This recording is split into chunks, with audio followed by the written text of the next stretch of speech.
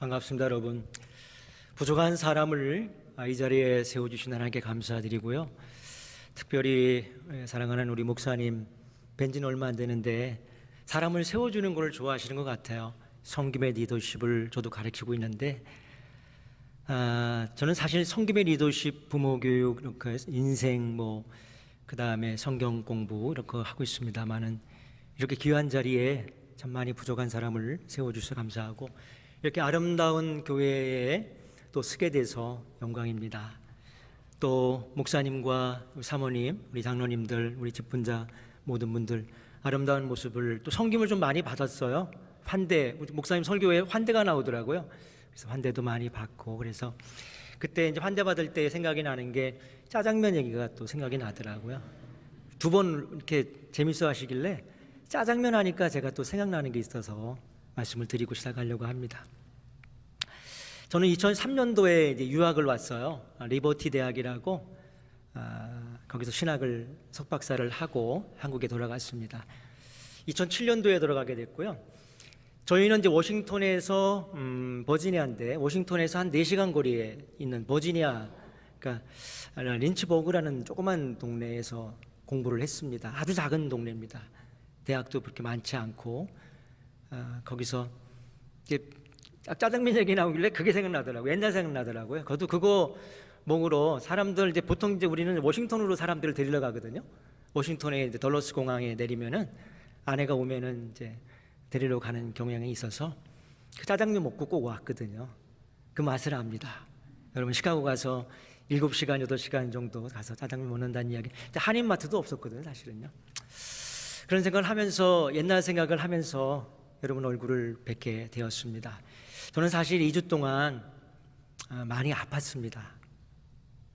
일주일 정도는 아프더라고요. 제가 산바라지를 하러 왔는데 제가 보호를 받고 있더라고요. 이게 안 돌아갔었어요. 목이 안 돌아갔어요. 목이 상하로도 안 되고 좌우로도 움직이지 않았어요. 지금도 약간 좀 남아 있는데 그래서 목사님한테 중보기도 좀 부탁하고 하나님이 안 세우려나 보다. 하나님께서 거부하시나 보다. 많이 슬펐어요. 이 종을 하나님이 사용하지 않으시면 어떡하지? 목사님한테 미안해서 이런 마음으로 이 고난의 일주일 동안을 보내고 2주 동안을 보내면서 하나님이 살려주셨어요. 기도 딱 한 가지 했어요. 하나님 살려주세요. 하나님 치료해 주세요. 이것만 기도했습니다. 그랬더니 치료의 손길들이 예배에 오셨더라고요. 치료받고 또 하나님께서 치료해 주셔서 이 자리에 서게 된 거 하나님께 감사드리고요. 많이 부족합니다. 참 여러분들을 그러니까 짜장면 얘기 끝내지 않았고요. 다시 끝난 건 아니고 저희 동네에 짜장면 집이 좋은 게 있습니다. 전 병천에 살고 있어요. 천안 병천에 살고 있는데 여러분 멀리 갈 필요 없습니다. 서울에 한국에 오시면 저에게 오시면 제가 짜장면뿐만 아니라 찹쌀 탕수육까지 사드리도록 하겠습니다. 자, 사실 학생들을 가르치면서 제가 이제 비교과 과목을 하나 가르치고 있는데 그게 성경 공부예요. 성경 공부인데 인물 성경만 가르치고 있습니다. 아이들이 인물 성경을 굉장히 좋아해요. 근데 아이들이 저에게 질문을 던지더라고요. 어떤 질문 던지냐면 왜 인물 중에 이렇게 훌륭하신 분 중에 성경에 나오는 인물 중에 왜 이렇게 고난받는 사람들이 많아요? 이렇게 왜 하나님을 믿는 사람들이 왜 고난을 받냐고 묻더라고요. 그래서 제가 이제 욥을 가르치면서 말씀을 준비했던 거 같이 나누려고 합니다. 물론 이제 여기 와서 준비를 했지만 그때 생각이 났고 저는 사실 백석대에서 체프를 한 10년간 인도했었어요. 체프를 다녀서 그래서 그런데 좀 익숙한 사람인데 이렇게 고정해서 마이크 딱 걸고 하는 거 있잖아요, 그죠? 왔다 갔다 하면서 하는 거. 그리고 이렇게 열심히 듣는 사람들 앞에 설교하기 참 어려워요. 열심히 보통 이어폰 꽂고 있어요. 이어폰 꽂고 있고 자거나 막 이런 사람들 앞에서만 설교하다가 이렇게 집중해서 들어주시는 거예요. 좀 어렵다는 표현이 아니지만 참 감사하죠. 그래서 자 오늘 성경에서 얘기하는 욥은 어떻게 얘기하고 있는가부터 살펴보도록 하겠습니다. 완전한 사람이었습니다. 욥은 완전한 사람. 사람이 완전할 수는 없지 않습니까? 그죠? 근데 욥은 하나님께서 온전하고 정직하여 하나님을 경외하며 악에서 떠난 사람이라고 말씀해 주셨어요. 이 한마디로 얘기하면 이게 완전하다는 얘기예요. 완전하다. 인격적이나 도덕적으로나 영적으로도 이 삶에서도 온전한 사람이라는 뜻을 갖고 있습니다. 두 번째는 이제 경건한 부자라고 저는 생각을 합니다. 이렇게 말씀을 보면서 경건한 부자는 부자인데 경건해요. 부자이면서도 그 동네에서 가장 부자이면서도 경건 생활을 했던 사람이다. 제가 감동을 받은 게 뭐냐면 슬라이드 넘겨주시면 되겠습니다. 장치가 끝나면 2장부터 5절에 나오는 말씀이거든요. 여기 보면 이제 잔치가 끝났어요. 자녀들과 함께 파티를 하고 잔치를 하고 먹고 마시고 했단 말이죠. 그날 밤에 이게 와서 하나님 앞에 번제를 드립니다. 하나님 앞에 회개 기도를 드리고, 하나님 혹시 우리 아들 딸들이, 여기는 아들이 낳았지만 아들들이 혹시 실수한 게 없나, 죄를 지은 게 없나, 그래서 혹시나 하나님의 하나님을 욕되게 한 건 없을까, 마음으로 죄를 지는 건 없을까, 그래서 하나님께 번제를 드렸습니다. 그것도 명수대로 그렇게 했다는 거예요. 근데 더 중요한 거는 욥의 행위가 항상 이러했다는 것입니다. 용의 행위가 항상 이러했다는 것입니다. 한결같이 굉장히 경건한 아버지였습니다. 신앙적인 아버지. 제가 알기로는 아버지 학교를 하신다는 얘기 제가 들었습니다. 저는 아버지 학교에 가본 적은 없지만 이 경건한 아버지의 역할이 너무 중요하죠. 저는 부모 교육을 가르치고 있는데 아버지 역할도 중요합니다. 부모 역할 중에서도 부모 역할도 중요하지만 특히 아버지 역할. 여기 보면 아내의 이야기는 나쁜 이야기만 나와요. 그죠? 아버지가 아주 신앙적인 사람이라고 나오지 않습니까? 그런 사람이었습니다. 굉장히 훌륭한 사람이라고 성경은 칭송하고 있거든요. 그 다음에 이제 하나님께로부터 칭찬받은 사람이었습니다. 하나님께로 칭찬받은 사람. 어떻게 칭찬하냐면 하나님께서 사탄에게 이르게 내 종이라고 칭찬하고 있어. 내 종이 내 종 욥을 주의하여 보아라. 주의하여 봐라. 살펴봐라. 그와 같은 온전하고 정직하여 하나님을 경외하며 악에서 떠난 자는 이 세상에 아무도 없어. 그렇게까지 칭찬할 정도의 칭찬을 받은 욥이었습니다. 오직 참된 종이었죠. 하나님의 사람, 진짜 하나님의 사람이었습니다. 행위뿐만 아니라 마음과 그 경건 생활, 영과 생각이 온전한 사람이었습니다. 또 사탄의 시험을 받은 사람이기도 합니다. 사탄이 아무나 실험하진 않아요. 물론 영적으로 피폐해지면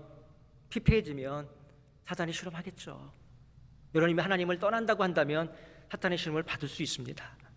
근데 욥은 사탄이 이제 그렇게 얘기했습니다. 하나님, 그 욥이 말입니다. 욥에게 재산을 다 뺏어 보십시오. 자녀를 한번 뺏어 보십시오.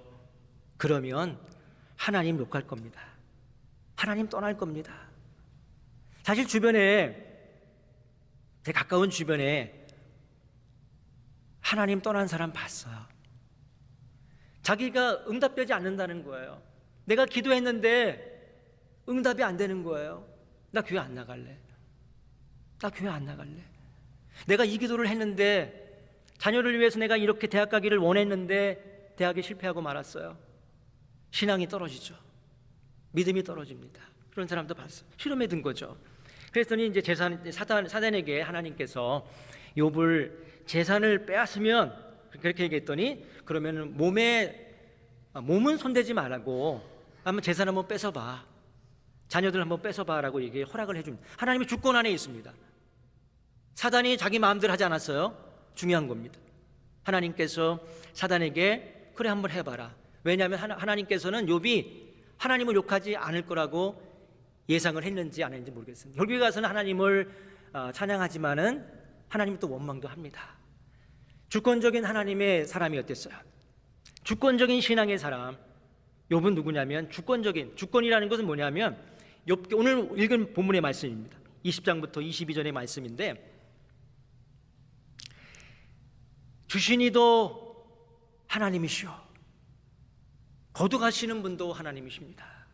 나는 빈몸으로 와서 빈몸으로 가는 인생입니다라는 고백이에요. 여러분 어떠세요? 세상 것을 바라보고 챙기다가 세상을 떠날 것인가? 아니면 하나님을 믿고 주신 것도 하나님이시니까 하나님 일하다가 세상을 끝내겠습니다라는 고백입니까? 이런 고백이죠, 사실은. 그래서 이제 그리고 나서 범죄하지 않고 원망하지도 않고 도리어 하나님을 찬양해요. 그랬더니 사단이 화가 났겠죠. 도대체 이 욥을 그렇게까지 하라고 했는데 하나님을 욕하는 게 아니라 하나님을 찬양하니까. 그랬더니 사단이 몸을 한번 건드려 보라고 이제 하나님께 요구합니다. 그래서 하나님께서도 허락을 해주셔요. 그래서 욥에게 종기를 줍니다.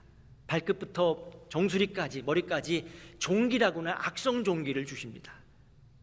그럼에도 불구하고 욥은 하나님을 찬양합니다. 그래 어떻게 얘기하냐면 그랬더니 그 아내가 이렇게 막 가려워서 벅벅 긁고 있고 괴로워하고 모습이 처참한 모습을 보고 화가 제일 먼저 난 사람은 누구냐면 아내예요. 아내가 뭐라고 그랬냐면 그렇게 얘기합니다. 자기의 온전함을 굳게 지키느냐? 당신은 온전함을 그냥 지킬 거냐? 당신이 완전한 사람인데 하나님을 경외한 사람인데 이 경외함이 그대로 갈 거냐 하는 것입니다. 하나님 욕하고 죽으십시오. 하나님 욕하고 죽으라고 그렇게 소리를 치는 거예요. 욥의 심정을 헤아려 보면 참 헤아릴 수가 없어요. 가장 나의 동반자, 동력자, 가장 기도해 줄 사람인데도 불구하고 얼마나 화가 났으면 욥의 또 아내의 입장도 한번 생각해 보면 그럴 만도 해요. 그죠? 갑작스럽게 부자가 가난해 아무것도 없어지고 자녀들 10명이 죽었다고 생각을 해보세요. 10명. 한 명 다친 것도 마음이 아픈데 10명이 한꺼번에 다 없어졌다고 생각해 보세요. 어마어마한 충격이라고 저는 생각합니다. 이해가 됩니다.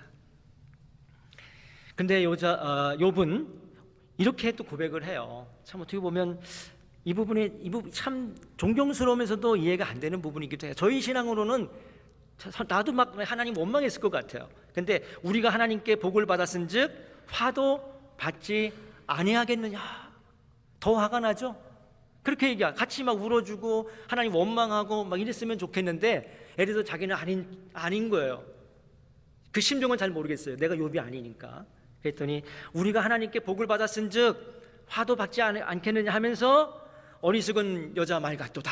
뭐 이렇게 얘기하는 거예요. 그렇죠. 그래도 욥은 하나님께 입술로 범죄하지 않았습니다. 저도 사실은 신앙생활 하면서 아내와 안 싸웠다는 거는 거짓말이잖아요. 그죠? 저희 아내도 지금 앉아 있는데 무슨 얘기할까? 제가 이제 신학을 하려고 하니까 제 아내가 2년 정도를 반대하더라고요. 이혼할 뻔했어요. 이혼할 뻔했는데 그 정도로 이렇게 그런 일도 있었습니다. 자, 그러다가 이제 또 욥은 어떤 사람이냐면 이제 구원에 대한 확신이 있는 사람입니다. 본문에 보면 본문 19장에 보면은 나는 확신한다. 이렇게 나오죠. 내 구원자가 살아계신다. 그리고 반드시 오고야 말 것이다. 누가? 나를 돌보시는 이가. 다시 또 내가 나를 돌보시는 이가 땅 위에 우뚝 서서 오고야 말 것이다 라고 고백을 합니다. 그리고 내가 살결이 다 썩은 다음에라도 육체가 다 썩은 다음에라도 나는 하나님을 배울 것이다. 그렇게 고백을 합니다. 이 고백은 구원에 대한 고백입니다. 살아계신 하나님, 내가 당장 죽는다 하더라도 하나님 저 천국 갈 수 있습니다. 이런 고백이에요. 여러분 어떠세요? 이 자리에 앉아 계신 분들은 다 그런 고백이 있으신 분들이시죠. 예수 그리스도를 믿고 나는 구원에 대한 확신을 갖고 있는 사람들이 이 자리에 앉아 계실 줄을 믿습니다. 예수님은 우리의 구원자시잖아요. 그렇죠? 예수님을 믿음으로 우리는 구원받을 수 있지 않습니까? 이 세상의 것만 바라보고 사는 것이 아니라 천국을 바라보며 우리가 갈 본향을 바라보며 이 세상을 살아가는 그런 모습이라고 저는 믿습니다. 이런 욥에게 이 엄청난 고난이 닥쳤어요. 그럼에도 불구하고 욥은 어떻게 이 고난을 극복했는가? 성경은 두 가지로 말씀하고 있어요. 첫 번째는 뭐냐면 회개입니다. 욥은 38장에 가서 이제 뭐 엘리후라는 사람도 만나게 되고 친구들과 논쟁도 하게 되고 답변도 하게 되고 너는 죄인이야, 너는 죄인이 아니야 막 얘기하다가 엘리후라는 또 친구도 만나게 되지만 38장에 하나님이라는 분을 이제는 알게 됩니다. 하나님의 놀라운 역사하심, 하나님의 놀라운 일들, 하나님의 놀라운 영광 등을 바라보면서 이제는 회개하기 시작하는데 이제 42장으로 오게 되죠. 고백합니다. 어떤 고백을 하게 되면 이런 고백을 하게 됩니다.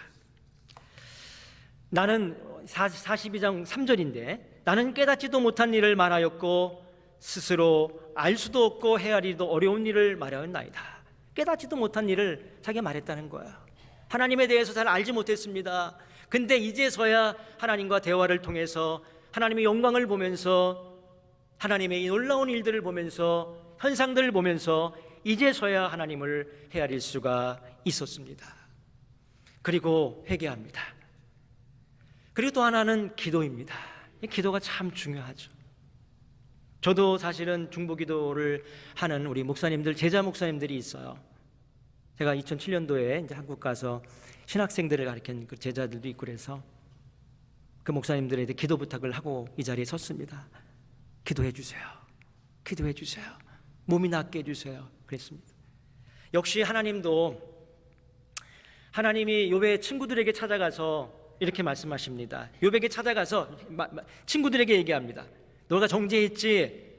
그러니까 너희들도 제가 죄인이 죄를 얘기한 거예요. 그랬더니 욥에게 찾아가서 하나님께 번제를 드리고 욥에게 중보기도를 부탁하거라 그렇게 얘기합니다. 그 중보기도를 부탁을 해요.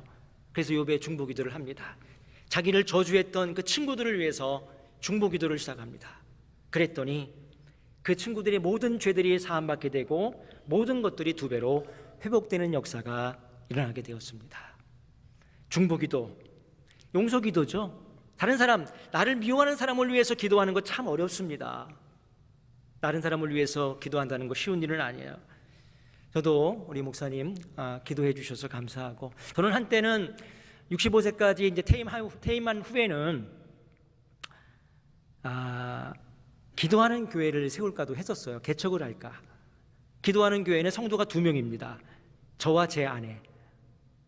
그래서 전 세계에 있는 기도 제목을 다 받아서, 교회는 얼마나 사이즈냐면 2사람만 들어가는 교회, 기념교회가 조그만 교회 있죠. 한국에서 가장 작은 교회를 세우려고 하는 생각도 가졌던 적도 있었어요. 근데 제가 예배 중에 하나님께서 저에게 은혜를 주셔서 다음 세대를 위해서 일할 수 있도록 믿음을 주셨어요. 그래서 다음 세대를 위한 일들을 좀 하려고 합니다.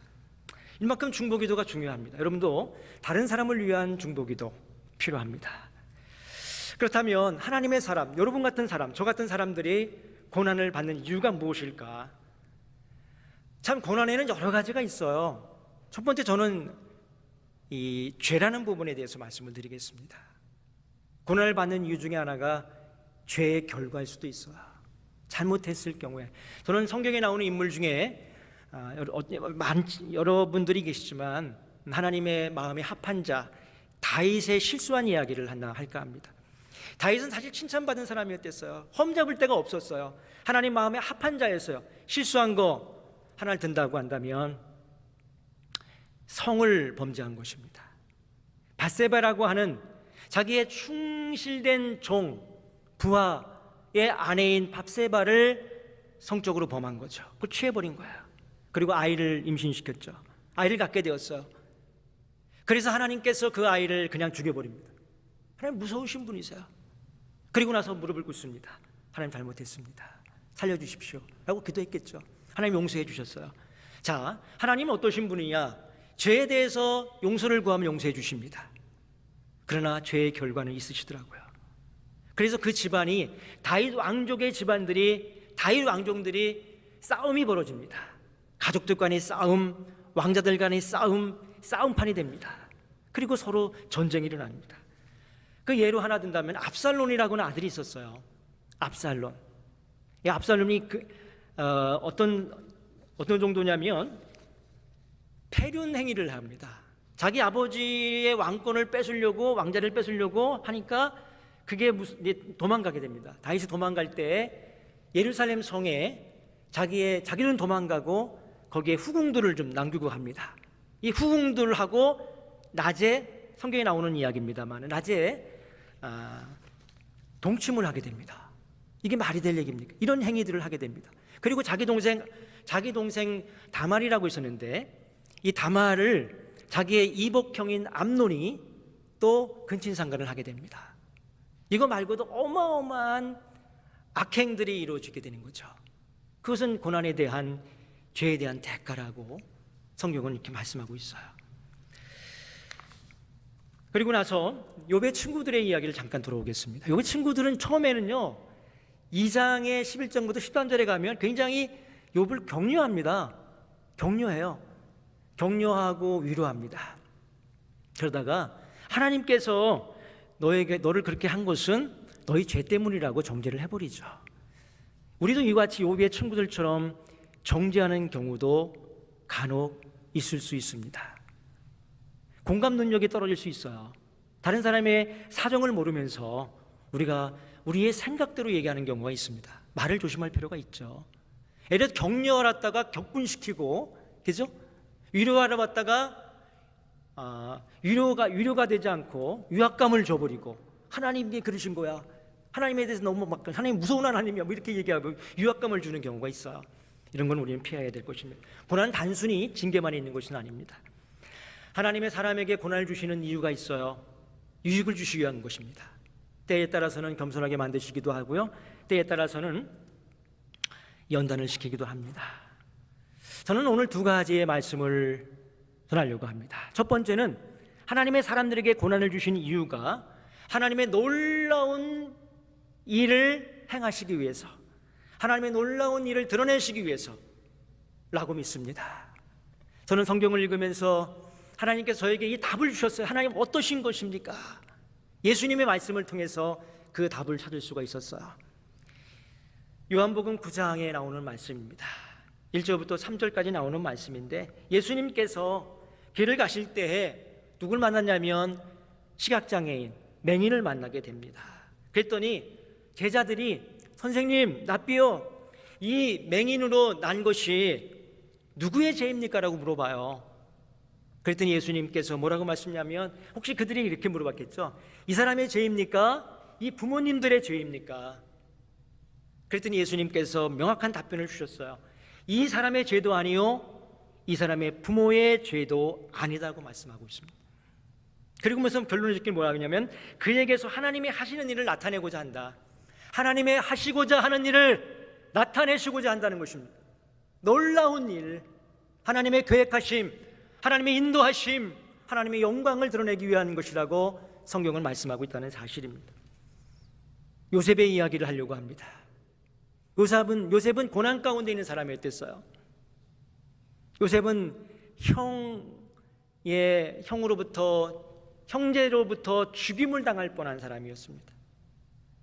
그 이야기는 어디로부터 나오냐면 사실은 아버지로부터 나오는 거예요. 아버지가 편애를 했잖아요, 그죠? 야곱이 편애를 했어요. 그랬더니 요셉이 너무 사랑을 많이 받은 나머지 형들이 죽이려고 했어요. 그리고 나서 노예로 죽이지 않고 팔아먹었죠. 팔려갔어요. 보디발이라고 하는 집에 노예로 갔어요. 노예 신세가 됐어요. 열심히 일했습니다. 그랬더니 그 집에서 그 아내가 또 문제가 됐어요. 잘생겼거든요. 그리고 멋있었어요. 일도 잘하고 똑똑하고 하나님이 함께하는, 동행하는 사람이었댔어요. 근데 하나님이 두려워서 그 여자가 유혹을 했지만 뿌리쳤습니다. 그랬더니 그 여자가 화가 나서 성범죄자로 누명을 씌워서 감옥에 넣고 말았습니다. 그런 일이 발생하고 말았습니다. 그렇습니다, 여러분. 그러고 나서 이제 형제들이 이제 먹을 거가 없어서 찾으러 왔다가 생략하고요. 너무 길어지기 때문에 생략하고 애굽에 이제 먹을 걸 사러 옵니다. 그때 이제 형을 만나게 되고 형을 만나게 돼서 아버지를 모시오게 됩니다. 아버지랑 행복하게 잘 살았어요. 근데 아버지가 이제 돌아가시게 되니까 이 본문의 말씀은 뭐냐면, 돌아가시고 나서 형제들이 이제 두려웠어요. 욥이 혹시 옛날 과거 때문에 나를 죽이는 거 아니야, 우리를 죽이는 거 아니야라고 생각했을 겁니다. 그랬더니 욥은 그거를 낌새를 챈 것 같아요. 그랬더니 요셉이 그랬습니다. 요셉이 그들에게 이르되 두려워하지 마소서, 내가 하나님을 대신하리이까. 당신들은 나를 죽이려고 했으나, 해하려고 했으나 하나님 그것을 선으로 바꾸셨다라고 얘기를 했죠. 오늘같이 많은 백성의 생명을 구원하게 하시려 나를 고난 중에 있게 만들었다고 형들에게 얘기합니다. 형들이 많이 울었겠죠, 이 말씀을 듣고. 형들이 그런 거 아니야, 하나님이 하신 거야. 나에게 고난을 주신 것은 형이 한 것이 아니라 우리 하나님께서 우리 이스라엘 백성을, 우리의 형제 자매들을 이끌시기 위해서 그렇게 하신 거라고 고백을 합니다. 이런 고백이 저와 여러분이 있기를 원합니다. 저는 여기서 저에게 고난이 있었던 이야기를 잠깐 하려고 합니다. 저에게도 고난이 없을 것처럼, 어떤 사람은 더 고난이 없었을 것처럼 보인대요. 근데 고난이 좀 있었어요. 3번 정도 크게 고난이 있었습니다. 첫 번째 고난은 강도 만난 사건이었습니다. 떼강도를 만났어요. 한국에 있을 때 20대 후반에. 그래서 칼을 2방을 맞고 제가 쓰러졌습니다. 그때 필름이 돌더라고요. 저희 죄가 몇 초 만에 제가 쓰러지고 딱 깨니까 중환자실이었더라고요. 3일 만에 깼습니다. 하나님 살려주셨어요. 딱 한 가지만 기도했어요. 하나님 살려주세요. 저 죽어가고 있습니다. 경찰차를 타고 이제 가는 거는 생각이 났는데 그 다음부터 기억이 안 나요. 그런 일이 하나 있었고요. 요거는 다음 기회에 하도록 하고, 이번 제가 말씀드리고 싶은 거는 제가 자녀가 하나밖에 없는데 그 이유가 하나가 죽었기 때문에 그렇습니다. 제가 3일 만에, 태어난 지 3일 만에 아이가 세상을 떠났어요. 저는 병원에 있으면서 하나님 앞에 아내랑 같이 엉엉 울면서 많이 하나님을 원망했습니다. 기도로 받은 아이, 기도하면서 얻은 아이를 이렇게 죽으십니까? 제가 얼마나 많이 기도했는데요. 하나님 살려주시면 제가 신학교 가겠습니다. 하나님의 종이 되어서 하나님을 전하는 사람이 될 겁니다 라는 기도를 했었어요. 서원 기도를. 근데 하나님은 결코 제 기도에 응답하지 않으셨어요. 저를 죽인 게 아니라 제 딸이었는데 딸을 죽였습니다. 그러니까 가져가신 거죠. 그래서 저는 원망과 함께 가만히 생각해 보니까 이 말씀을 주셨어요. 주신 자도 하나님이시오, 걷어가시는 분도 하나님이시라. 그 말씀 때문에 위로받고 주권적인 하나님 앞에 무릎을 꿇고, 하나님, 제가 주시지 않아도 하나님의 일을 하는 종이 되겠습니다라고 30대 중반에 신학을 결단하게 됩니다. 제가 교사할 때 했어요. 교사를 던지고 신학을 공부하기 시작합니다. 저희 어머니께서 집사셨는데 돌아가시면서 소원이 뭔지 아세요? 목사만은 되지 마라였습니다. 목사만은 되지 마라. 그거 목사 왜 하려고 하니? 그 가난한 교회의 지하실에서 고생하는 목사님들을 보면서 아마 그러셨던 것 같아요. 그런데 어머님의 유언이 저를 막지 못했어요. 저는 사명을 받았거든요. 하나님의 놀라운 은혜를 체험한 사람이 되었거든요. 하나님의 임재하심을 제가 봤거든요. 하나님의 사용하심을 제가 봤기 때문에 사명을 주신 하나님께, 그래서 이제 백석대학에 이제 입학을 하게 됩니다. 기도를 했어요. 하나님, 제가 선생으로 그만뒀고 이렇게 하는데 다시 선생으로 보내주세요. 백석대학교에 10년 후에 제가 이제 백석대학교에 서서 학생들 가르치게 해달라고 기도하고 시작을 했어요. 하나님은 정확하신 분이세요. 10년 공부했습니다. 백석대학에서 5년 공부하고 유학하고 10년 딱 건져서 2008년도에 가게 되었어요. 놀라우신 하나님의 역사하심. 거기서 제가 체프를 맡았습니다. 수천 명의 아이들, 보통 돌 때 1,700명의 아이들이 들어옵니다. 10년 동안 그 기막고 있는 청년들에게, 물론 열심히 듣는 청년도 있어요. 반대도 있죠. 그래서 청년들에게 복음을 전하고, 그런 이유들이 있겠구나. 하나님께서 이유가 있어서 저에게 고난을 주셨구나. 그런 생각을 하다가 지금에 이르게 되었습니다. 하나님은 우리의 고난을 통하여 하나님의 꿈을 꾸게 만드시죠. 사명을 주시고 순종하게 만듭니다. 우리 인생의 방향을 바꿔놓으셔요. 인생의 방향을 인도하시는 분이세요. 두 번째는 뭐냐면 더 깊은 하나님의 은혜와 사랑을 체험할 수 있도록 해주시기 위해 그런 것인 겁니다. 하나님께서요 은혜와 사랑을 주시기 위해서 우리에게 고난을 주신다는 것이죠. 제가 욥의 말씀 중에 욥이 42장에 회개하면서 이런 고백을 합니다. 내가 주께 대하여 귀로 듣기만 하였사오나 이제는 눈으로 주를 배웠나이다. 여러분, 귀로 하나님의 말씀을 듣는 것은 대단한 신앙입니다. 여러분 말씀 들리시나요? 제가 채플하면서 아이들 말씀 안 들어요. 이어폰 끼고 있어요. 제 마음은 너무나 안타깝고 슬픈 일이지만 여러분처럼 이렇게 귀를 열어놓고 하나님 말씀에 귀담아 듣고 하나님 말씀을 통독하고 읽고 묵상하는 사람들, 이렇게 되는 것도 대단한데 이제서야, 사실 욥은 굉장히 신앙적인 사람이었습니다. 신앙이 너무 좋은 사람이었어요. 하나님이 사탄에게 가서 야 욥을 한번 실험해봐, 욥은 욕하지 않을 거야. 욥의 신앙을 보증해 준 분이 하나님이십니다. 그런데 욥이 깨닫게 된 거예요. 이 고난 가운데, 고난을 끝나고 나서 회개하면서 하나님, 이제서야 하나님을 배울 수가 있게 되었습니다. 하나님을 만날 수 있다는 거죠. 하나님, 진짜 하나님을 만났다는 거예요. 살아계신 하나님, 나에게 은혜를 주시고 나를 사랑해 주신 그 하나님을 만났다는 고백입니다. 고난당하는 것이 내게 유익이라, 시편에 나오는 말씀이죠.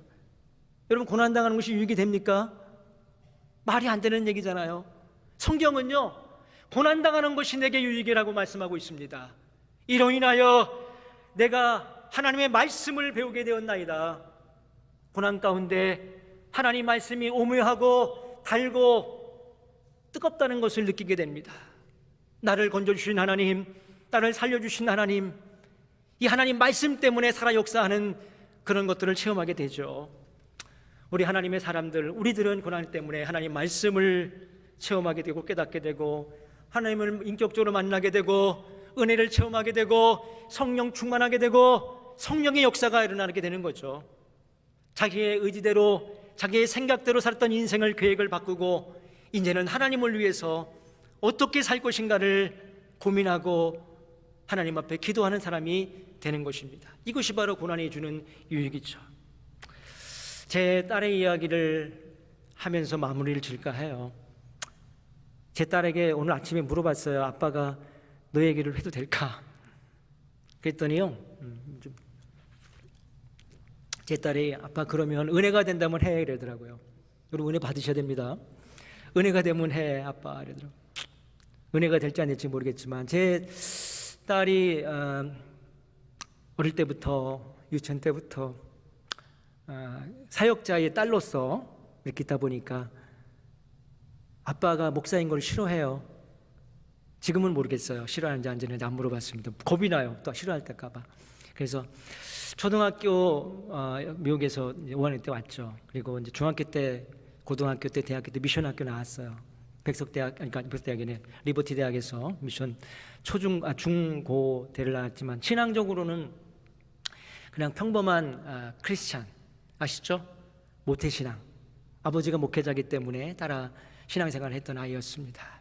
그 아이에게 2년 전에, 1년인가 2년 전에 엄청난 일이 벌어졌어요. 공부를 남편이 했었는데 바이오 쪽으로 공부를 했습니다. 바이오라는 것은 이제 의료인이 되겠다는 그런 뜻을 갖고 하다가 너무 열심히 공부한 나머지 몸을 관리하지 않았어요. 우리 사이가 너무 열심히 했어요. 진짜 열심히 했어요. 불쌍할 정도로 열심히 했어요. 돈도 없고 열심히 공부하지 않으면 안 되니까. 그러다 보니까 이제 너무 단코스로 하다 보니까, 잠도 안 자고 하다 보니까 몸이 많이 상했어요. 대학원도 붙었지만, 석박사과정 붙었지만 더 이상 공부를 할 수 없어서 꿈을 접었습니다. 그래서 이제 하나님께서 미네소타로 이제 아마 여러분 만나려고 그렇게 하실지 모르겠지만 그렇게 하셨어요. 그 얘기를 통해서 저는 하나님 앞에 어찌하여 제 몸을 상하게 만든 거는 좋으나 자녀들의 마음과 그 꿈과 몸을 상하게 만드십니까, 주님? 이렇게 원망하면서도 하나님께 기도한 것은 하나님 이 고난을 극복할 수 있는 용기를 주세요. 하나님 이들이 실망하지 않고 하나님 버리지 않고 끝까지 하나님을 믿게 만들어 주세요. 그랬더니 우리 딸이 변했어요. 고난 중에서 매일같이 기도의 맛을 안 거예요. 기도의 중요성을 안 거예요. 기도가 얼마나 소중하고 중보기도를 많이 받았거든요. 그리고 성령 체험을 했어요. 깊이 하나님의 감동과 감화와 은혜와 사랑들을 받게 된 겁니다.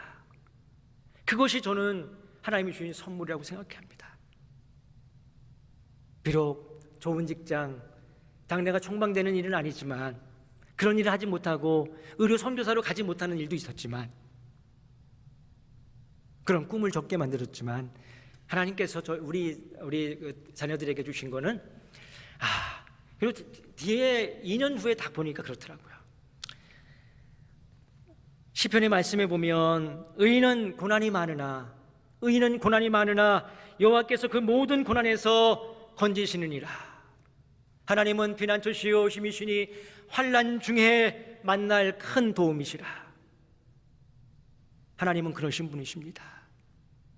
하나님은요 참 좋으신 분이세요. 하나님 너무 좋으신 분이세요. 하나님은요 이렇게 환난 중에 큰 도움이 되시는 분이시고요, 때에 따라서 우리들에게, 하나님의 사람들에게 고난을 많이 주시지만 그 고난 가운데서도 건져주시는 분이세요. 그리고 하나님께서는요 너무 좋으셔서 우리들이 피할 길도 주시는 분이십니다. 우리 성경을 보시면 나오죠. 하나님은요 우리가 고난당할 것까지 다 아셔요. 이 사람이 이 정도의 고난을 주면 견딜 것까지 아시는 하나님, 신실하신 하나님, 좋으신 하나님께서 벗어날 길까지도 주시는 분이시고 그 길을 마련해 주시는 좋으신 하나님이십니다. 하나님을 저는 그래요, 고난이 있으면 처음에는 잘 모르더라고요. 저도 잘 몰랐어요. 그 당시에는 너무 슬프고 아프지만 1년 지나고 5년 지나고 10년 지나고 몇십 년 지나고 나면 하나님께서 왜 그렇게 하셨는가를 깨달을 수가 있게 만들더라고요. 하나님과 늘 함께하는 여러분 되시길 바랍니다. 고난 가운데 주님이 여러분과 함께하기를 원합니다.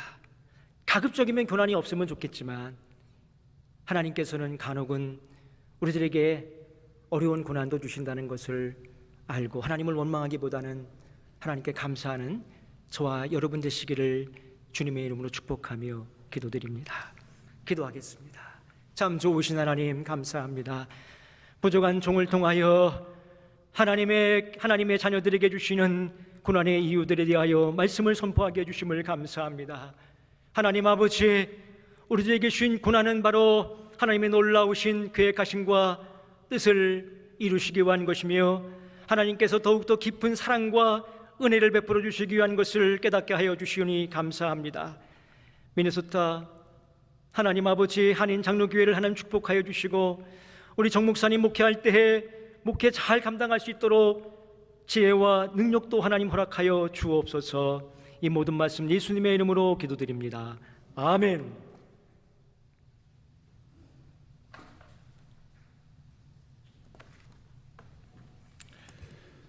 귀한 말씀 감사합니다. 말씀 들으면서 지난 시간들을 이렇게 파노라마처럼 또 돌아보면서 하나님께서 어떻게 여기까지 이끄셨는지 또 생각해 보게 되었습니다. 오늘 여러분들과 함께 부르고 싶은 찬양은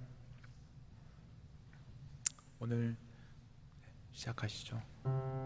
우리 오 신실하신 주 함께 찬양하시면서 하나님께서 하나님의 사람에게, 하나님이 사랑하시는 사람에게도 이렇게 고난을 주신다는 것, 또 하나님께서 때로는 우리에게 가장 소중한 것을 또 빼앗아 가실 때도 있다는 것, 그러나 그 모든 것 가운데 하나님의 계획이 있다는 것, 하나님의 뜻이 있다는 것을 우리가 또 믿으며 또 고백하며 하나님께 찬양하며 나아가겠습니다. 함께 찬양하겠습니다.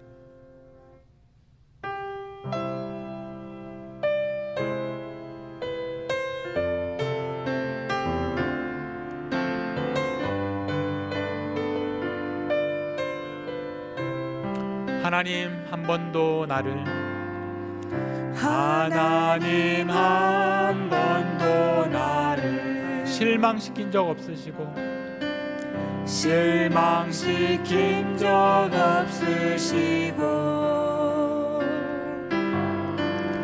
언제나 공평과 은혜로 나를 지키셨네.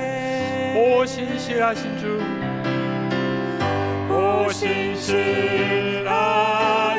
주, 오 신실하신 주, 내 너를 떠나지도 않으리라. 내 너를 버리지도 않으리라. 약속하셨던 주님, 그 약속을 지키사 이후로도 영원토록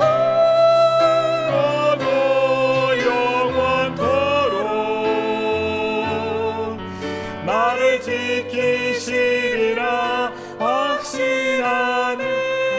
지나온 모든 세월들, 지나온 모든 세월들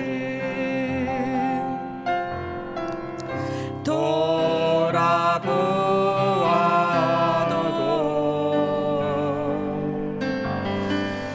그 어느 것 하나 주의 손길 안 미친 것 전혀 없네. 오 신실하신 주, 오 신실하신 주, 오 신실하신 주, 내 너를 떠나지도 않으리라. 내 너를 떠나지도 않으리라.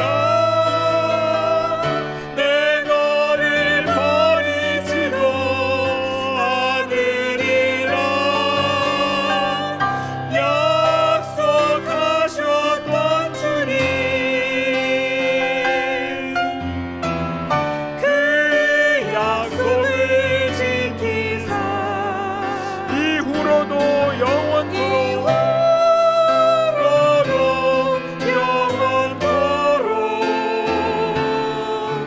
나를 지키시리라 확신하네.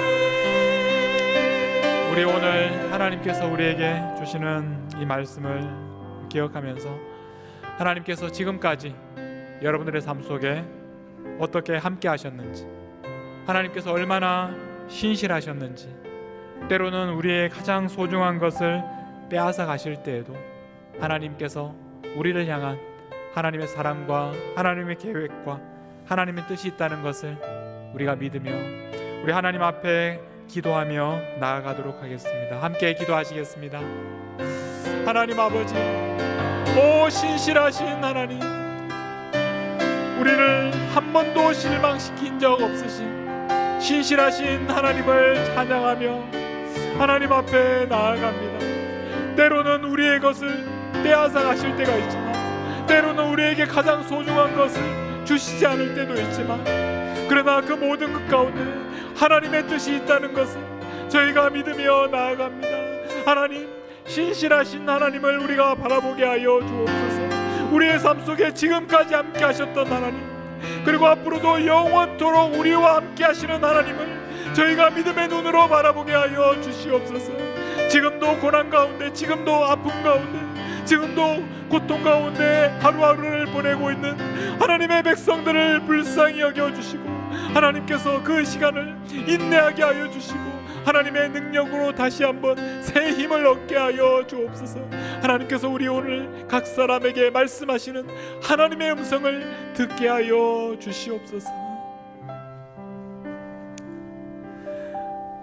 하나님 아버지, 하나님께서 지금까지 우리와 함께 하셨던 모든 은혜의 시간들을 기억합니다.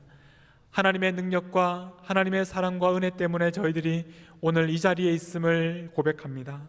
그리고 앞으로도 영원토록 저희들을 지키시고 인도하실 것을 믿습니다. 때로는 저희들의 삶 속에 저희가 감당하기 어려운 시련을 허락하실 때도 있고 저희에게 가장 소중한 것을 빼앗아 가실 때도 있지만, 그러나 하나님께서 하나님의 계획 가운데, 하나님의 뜻 가운데 저희를 위하여 가장 좋은 것을 예비하셨음을 믿습니다. 하나님, 가장 힘든 시간에도 주님의 신실하심을 믿으며 오늘 이 시간을 인내할 수 있도록 하나님 은혜를 베풀어 주옵소서. 감사드리며 우리를 위하여 십자가에 죽으신 우리 주 예수 그리스도의 이름으로 기도하옵나이다. 아멘.